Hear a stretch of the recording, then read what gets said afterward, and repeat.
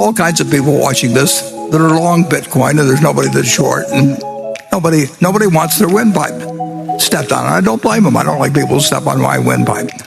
But I would say this, that if the people in this room owned all of the farmland in the United States, and you offered me a 1% interest in it, and you said for a 1% interest in all the farmland in the United States, it's this bargain price, $25 billion.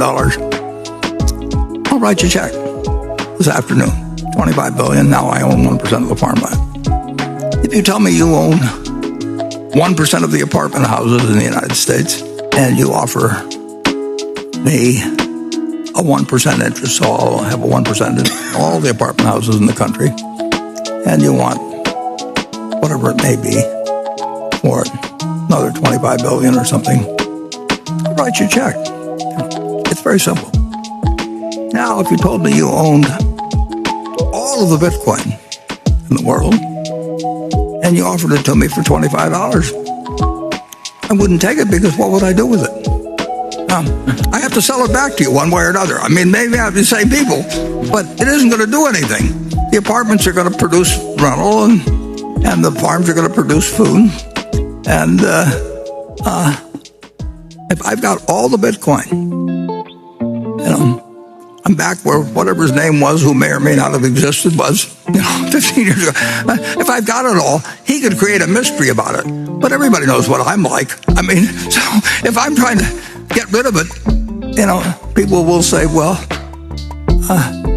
why should I buy some Bitcoin from you? I mean, why don't you call it Buffett coin?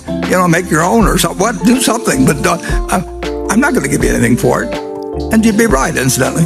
But that explains the difference between productive assets and something that depends on the next guy paying you more than the last guy got. Now, net, if you look at it, a lot of commissions have been paid, and there's all kinds of frictional costs that are very real that somebody has paid to a bunch of people who facilitate this game.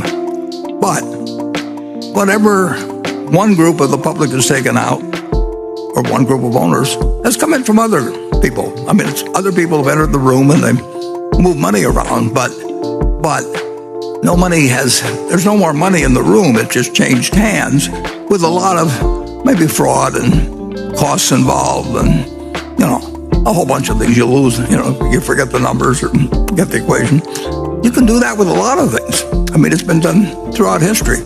Certain things have value that produce something tangible. I mean, you can say a great painting, probably will have some value 500 years from now. May not, but the odds are pretty good that if it was a big enough name at some point, there will be a few things. I mean, you can find something pretty. If somebody wants to sell you a pyramid or something, and you can charge the viewers, it'll be around a long time and won't produce anything. But people will find it interesting to go there because I've read about the pyramids. But basically, assets to have value, they have to deliver something to somebody, and there's only one currency that's acceptable in the United States. I mean, you can come up with all kinds of things. We can put up Berkshire coins, or we can put up Berkshire money or anything like that. But we get in trouble, I guess, if we call it money. But in the end, this is money, and there's no reason in the world why the United States government, whose currency people prefer, there's just under 2.3 trillion just of these little pieces of paper floating around some places, 7,000 for every man, woman, and child in the United States. And of course, most of them probably aren't in the United States. Who knows? But this is the only thing that's money.